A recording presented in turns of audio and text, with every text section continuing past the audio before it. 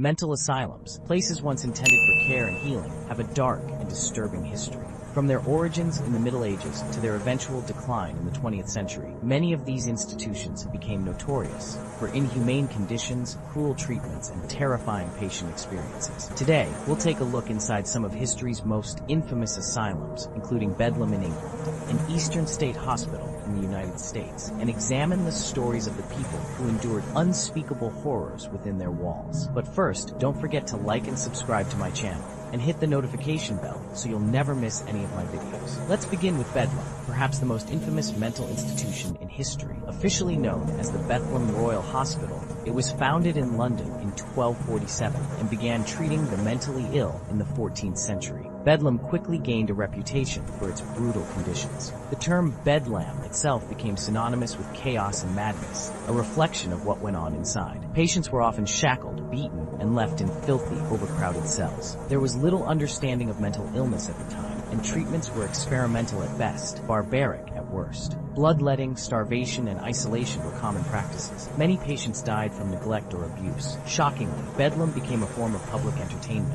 In the 18th century, Londoners would pay to tour the hospital and gawk at the inmates. For a small fee, people could watch the suffering and madness up close. It was a cruel spectacle that reflected society's misunderstanding and fear of mental illness. In the United States, similar horrors unfolded in institutions like Eastern State Hospital, the first public psychiatric hospital in America. Located in Williamsburg, Virginia, Eastern State opened its doors in 1773. Its goal was to treat those deemed lunatics with compassion, but over time, overcrowding and a lack of resources turned the hospital into a nightmare. Patients were often confined to cages or restrained with chains. Treatment involved forced cold baths, electric shocks, and lobotomies, a procedure that involved cutting or scraping away parts of the brain. These lobotomies were often done without proper anesthesia, leaving patients permanently damaged. The hospital became a dumping ground for society's unwanted, and many people lived out their final days in squalor without ever receiving proper care. One of the most notorious procedures in the history of mental asylums was the lobotomy, popularized by Dr. Walter Freeman in the 1930s. The procedure was hailed as a miracle cure for mental illness at the time,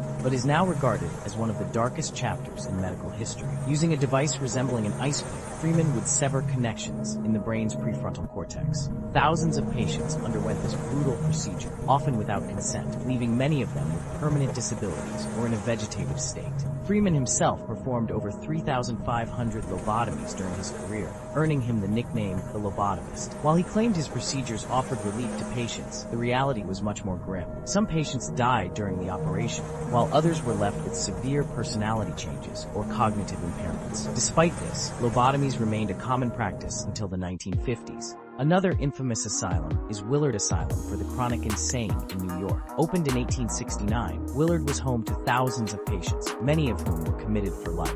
Patients were often admitted for conditions like depression, anxiety, or even epilepsy, issues we now understand as treatable, but that were seen as incurable at the time. The asylum was known for its overcrowded wards and lack of proper treatment, and like many others, it resorted to using restraint chairs, straitjackets, and isolation cells to manage its patients. One particularly tragic discovery came decades after the asylum closed. In 1995, over 400 suitcases belonging to former patients were found in the attic of the hospital. These suitcases were filled with personal belongings, mementos of the lives patients had lived before being committed, and they offered a heartbreaking glimpse into the forgotten lives of the people who suffered there. As public awareness of mental health issues grew in the 20th century, so did the backlash against these institutions. The deinstitutionalization movement in the 1960s and 1970s sought to close many of these asylums, exposing the horrific treatment patients had endured. People began to question how society had allowed such suffering to continue for so long.